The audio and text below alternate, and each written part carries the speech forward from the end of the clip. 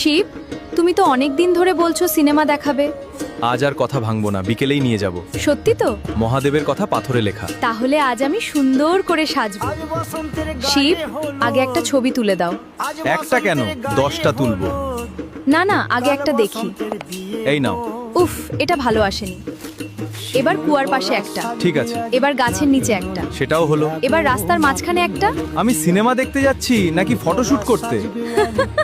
কালি, cinema শুরু হতে আর 20 minute. আর মাত্র একটা ছবি। তুমি গত আধ ঘন্টা ধরে এই কথাই বলছো। এবার সত্যিই শেষ। এই শেষ কথাটা আমি বিশ্বাস করি না। দৌড়াও, শুরু হয়ে গেছে। আমি তো বলিনি দেরি করতে। তাহলে 75টা সেলফিকে তুললো। 75টা না, 82টা। হে কৈলাসপতি, আরো খারাপ। দেখি ছবিগুলো কেমন হয়েছে। দেখো, এত কষ্ট বৃথা যায়নি।